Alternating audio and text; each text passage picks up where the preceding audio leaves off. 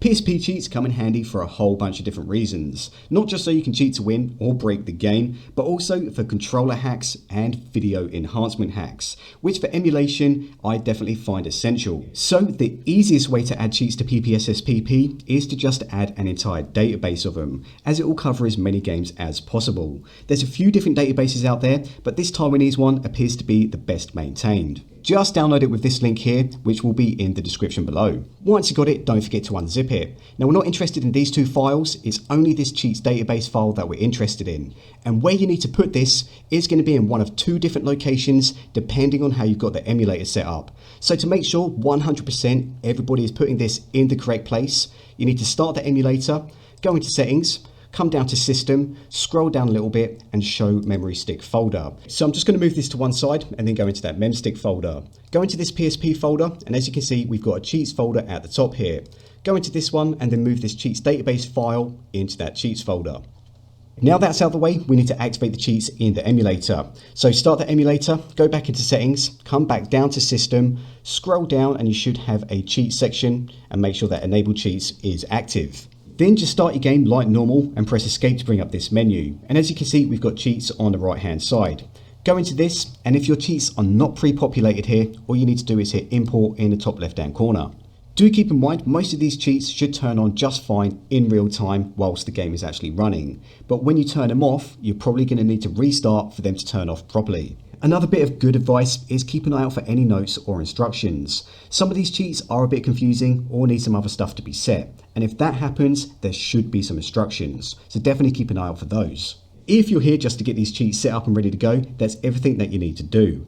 But since my last video on the subject, I've had a lot of requests on how to add your own or some missing ones. Because there's not a database in the entire world that's going to be able to catch them all. They come out with a lot of frequency and there's multiple sources. There's a few different ways to add additional cheats, but we're just going to keep it simple by editing the database file. And I fully recommend that you use Notepad++ for this. You can just use plain old Notepad, but it is going to lag like crazy. And if you don't already have this, I'll put a link for it in the description below.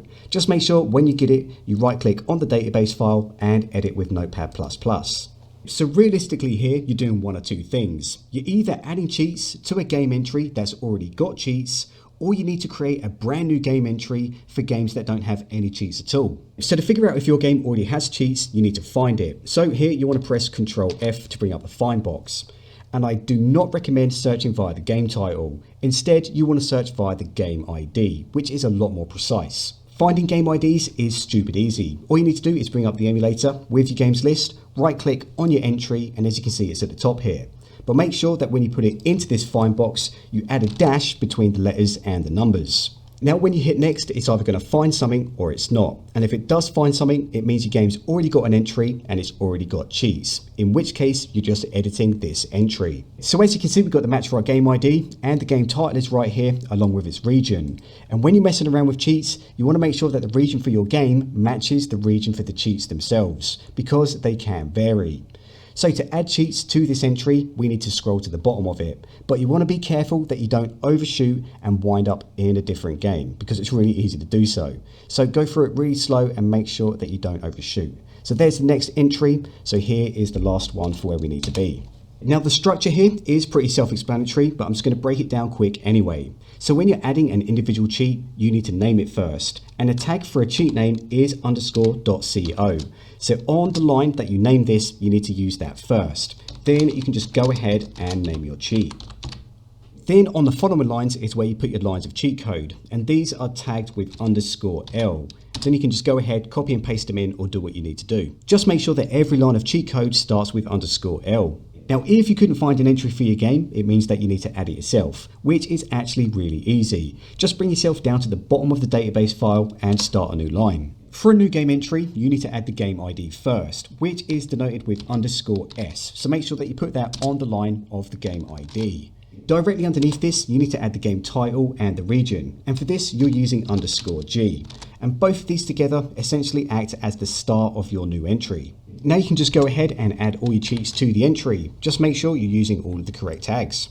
Now, if you are messing around with the database, you need to be aware of the unique way this emulator is using said database file. So to demonstrate this, I've got the cheats folder open on the right with the database file inside.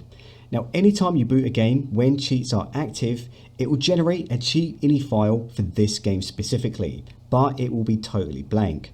So let's start this game, and as you can see on the right hand side, it's automatically generated that ini file and there is absolutely nothing inside. But as I mentioned earlier, you need to go into this cheats option and then hit import.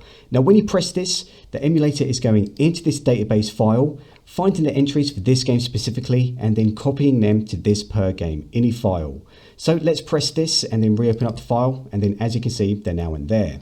And it's these ini files that the emulator is actually reading, not the database file. It's only using the database as a master file to pull its information to populate these per game ini files. And yes, you can just utilize and edit these ini files instead.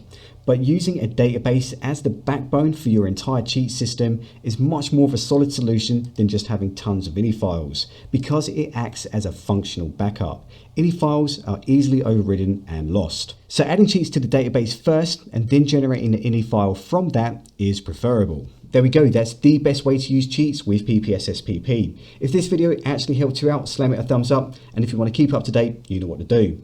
And apart from that, go play some games. Adios.